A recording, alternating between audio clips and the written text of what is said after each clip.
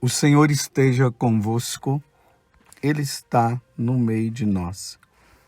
Proclamação do Evangelho de Jesus Cristo, segundo Lucas. Glória a vós, Senhor. Naquele tempo, Jesus dirigiu-se a uma cidade chamada Naim. Com ele iam seus discípulos e uma grande multidão. Quando chegou à porta da cidade, eis que levavam um defunto, filho único, e sua mãe era viúva. Grande multidão da cidade a acompanhava. Ao vê-la, o Senhor sentiu compaixão para com ela e lhe disse: "Não chores." Aproximou-se, tocou o caixão e os que o carregavam pararam. Então Jesus disse: "Jovem, eu te ordeno, levanta-te." O que estava morto sentou-se e começou a falar. E Jesus entregou à sua mãe. Todos ficaram com muito medo e glorificavam a Deus, dizendo: "Um grande profeta apareceu entre nós, e Deus veio visitar o seu povo." E a notícia do fato espalhou-se pela Judéia inteira e por toda a redondeza. Palavra da salvação. Glória a vós, Senhor. Meus irmãos e minhas irmãs, estamos mais uma vez fazendo a nossa caminhada junto com nosso Senhor. Na medida que nós vamos caminhando com Jesus, nós vamos abrindo o nosso coração. E Jesus, ele vai nos falando. E na medida que ele fala, nós o ouvimos e vamos pondo em prática. E aí nós vamos nos aperfeiçoando na nossa fé. Hoje o Evangelho está numa cidade que se chama, essa cidade aqui, uma cidade pequena chamada Naim. Geralmente quando nós fazemos a peregrinação, nós passamos perto da entrada desta cidade. Bem, da última vez que eu fiz a peregrinação, não se podia entrar nessa cidade, porque ela está nas mãos dos muçulmanos e por isso há um impedimento dos peregrinos irem lá. Eu soube um tempo que parece que estava aberto para a peregrinação, mas eu não sei se abriu de novo. Então fica perto ali das mediações do Monte Tabor. Então antes de nós chegarmos no Monte Tabor, tem essa cidade chamada Naim. E é ali que Jesus vai passando e encontram esse cortejo onde era levado um jovem, um filho único. A mãe era viúva. Olha bem que situação que aquela mulher estava. Viúva e o único filho que iria ajudá-la no futuro faleceu. São situações do desígnio da nossa vida com Deus neste mundo que muitas vezes nós não sabemos compreender. Uma mulher viúva, um único filho, e perde ainda esse filho e fica só. Mas nós sabemos que de tudo Deus vai tirar um bem. Diante, meus irmãos, de qualquer situação na nossa vida, por mais dramática que seja, nós devemos sempre nos colocar nas mãos de Deus Porque Deus é quem nos guia, é Deus que nos leva. Deus, na sua infinita sabedoria, Ele sabe como as coisas devem ser conduzidas. Nós é que muitas vezes não sabemos. Mas eu estou contextualizando para vocês entenderem a situação que a mulher estava. Agora ela ficou sozinha, sem ninguém. E aqui diz que quando Jesus viu aquela situação daquela mulher, Ele teve compaixão. Que bom. Nós temos um Deus que se compadece com as situações difíceis que os seus filhos, que o seu povo passa. Quantas vezes nós ouvimos essa palavrinha nos evangelhos, que o Senhor teve compaixão. Então Jesus fala para ela, não chores. Ele aproximou e vocês viram, ele tocou no esquife e o jovem ressuscitou. Voltou. Jesus ali, além dele ter compaixão da mulher, ele estava mostrando que ele, como Senhor e como Deus, ele tem poder sobre a morte. Foi isso que aconteceu no dia que ele morreu na cruz. Jesus venceu a morte. Jesus matou a morte. E isso para nós é motivo de muita alegria, porque agora nós sabemos, se nós morrermos em Deus e na fidelidade a Deus, nós iremos ressuscitar para vivermos com Ele. Mas também aqueles que não andarem com Deus e levarem uma vida errada, também irão ressuscitar, mas só que irão ressuscitar para o padecimento eterno. Tudo está nas nossas mãos. É nós que vamos decidir. Diante da morte de Deus, em especial essa segunda pessoa da Santíssima Trindade, Jesus, que Ele nos salva e salvou a todos. Agora cabe a nós darmos uma resposta se nós queremos segui-lo ou não. Mas aqui tem um detalhe, né? Esse jovem, ele morreu, ressuscitou e ressuscitou para essa vida. Significa que depois ele morreu definitivamente. Porque quando nós ressuscitarmos um dia, nós não iremos ressuscitar para esta vida, para este mundo. Nós iremos ressuscitar para a vida eterna. Nós iremos ressuscitar, e se nós formos fiéis, nós iremos para onde Deus está. Mas como eu disse antes, se nós não levarmos uma vida santa, iremos ressuscitar da mesma forma. Mas não para a vida eterna com Deus, mas para a vida eterna sem Deus. Por isso que nós professamos a nossa fé. E anteontem, nós professamos a nossa fé no domingo passado.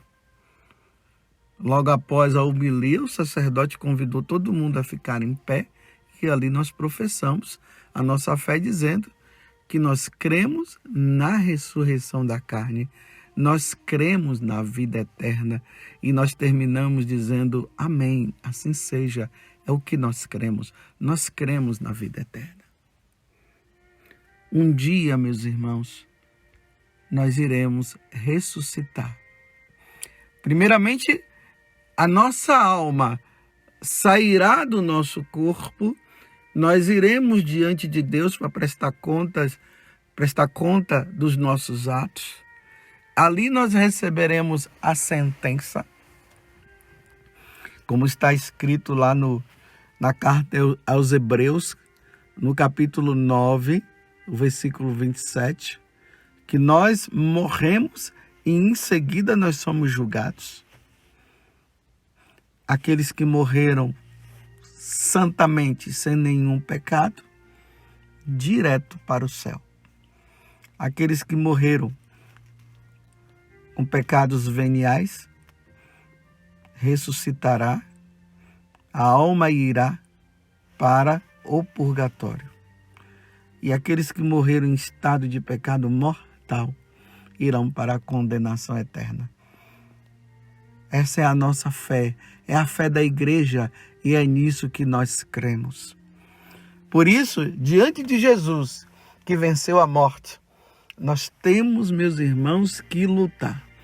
Aqueles que estão numa vida de pecado mortal, tira o pecado mortal da tua vida. Se confesse e comece a levar uma vida santa. Aqueles que já baniram o pecado mortal, lutemos agora para vencer os veniais e os defeitos, para tentarmos morrer e ir direto para o céu. Mas como dizia Santa Teresa d'Ávila, que não existe uma pessoa tão santa que não mereça um purgatório antes. Então, se nós não formos direto para o céu, que pelo menos nós passemos pelo purgatório, estaremos salvos. Será um tempo de purificação da nossa alma? Será sim, será um tempo. Mas iremos para o céu assim. A situação das almas no purgatório é essa. Elas estão passando por essa purificação, por esse sofrimento de saber que está ali, vamos dizer assim, na antessala, preste para entrar na sala, mas ainda não pode entrar. E ali estão contando com as nossas orações, com os nossos sacrifícios, porque as nossas orações, os nossos sacrifícios, as nossas penitências, as missas celebradas na intenção dos nossos entes queridos, ajuda a diminuir o tempo dessas almas no purgatório. Ajuda a diminuir o tempo.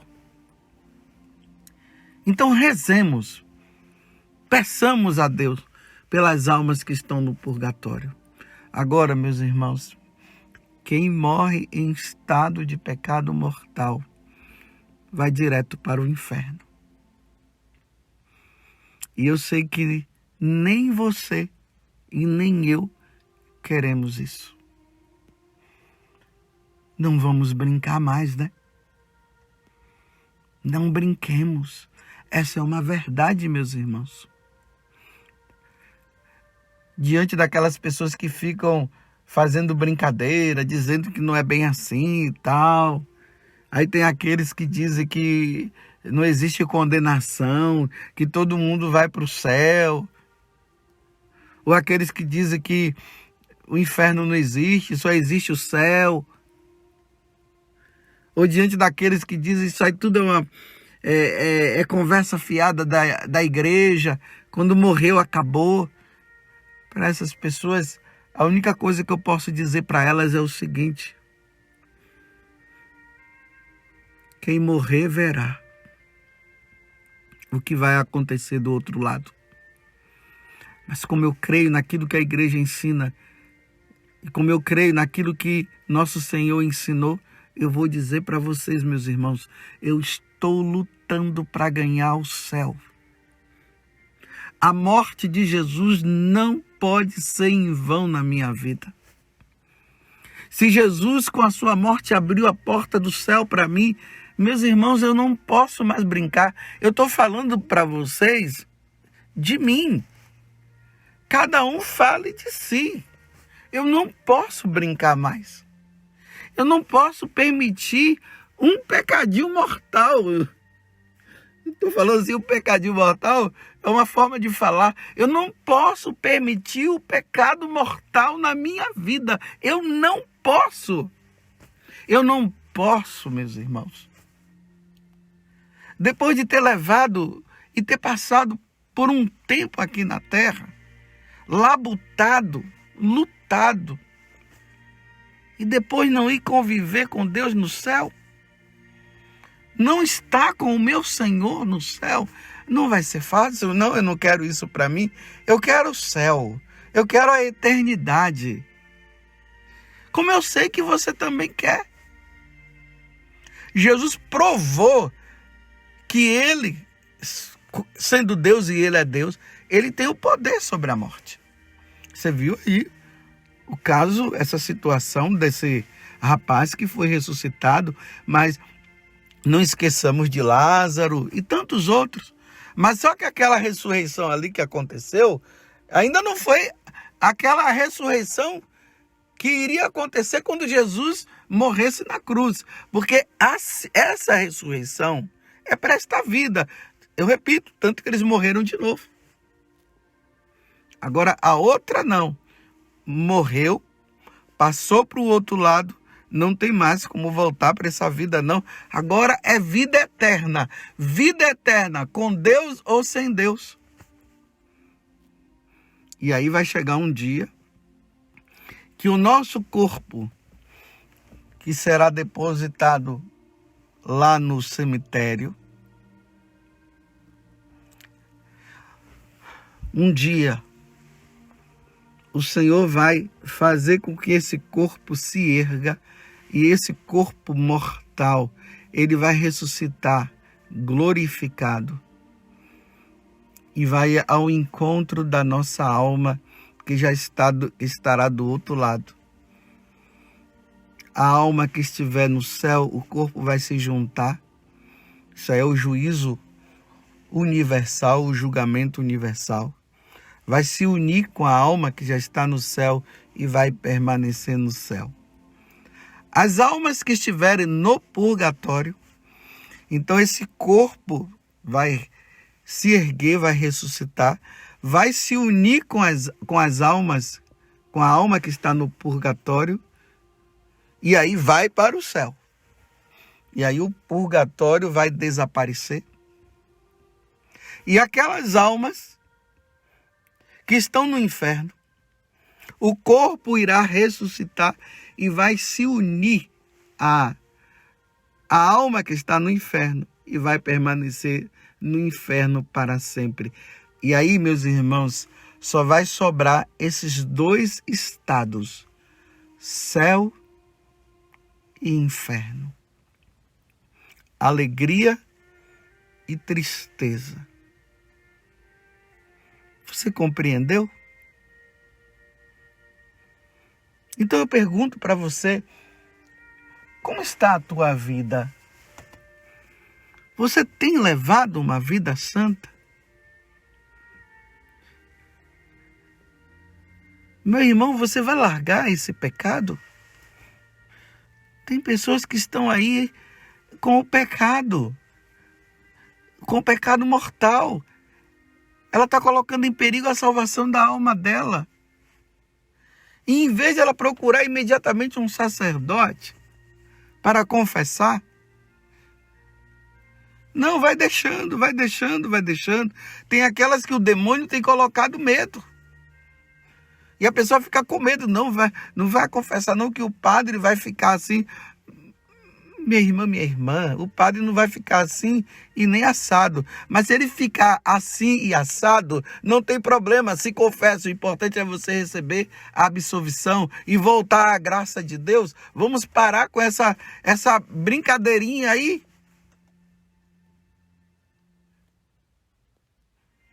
Salva a tua alma.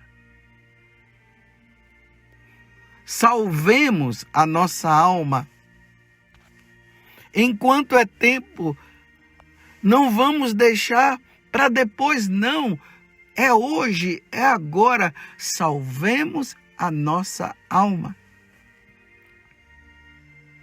A ressurreição desse jovem é uma prefiguração da nossa ressurreição.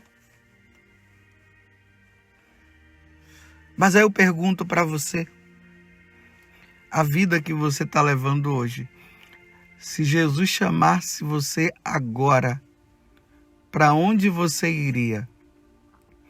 Direto para o céu? Para o purgatório, embora indo para o purgatório estaria salvo? mas o tempo de purificação também não é fácil, mas estaria salvo? Ou você iria para o inferno? Se a tua vida, meu irmão, te leva para o inferno, então se confesse. Por amor a Deus, pare de ofender a Deus e leve uma vida santa. Para que um dia, com a graça de Deus, nós possamos todos nos encontrar lá. Que Nossa Senhora interceda por nós. Diante da paixão, diante da encarnação, da paixão, morte e ressurreição de nosso Senhor, que Nossa Senhora interceda por nós, para que nós, quando formos diante de Deus, nós possamos ir em estado de graça. Ó Virgem Maria, não permitais que eu viva e nem morra em pecado mortal. Em pecado mortal eu não hei de morrer, porque a Virgem Santíssima há de me valer. Louvado seja nosso Senhor Jesus Cristo, para sempre seja louvado, e a nossa Mãe, Maria Santíssima.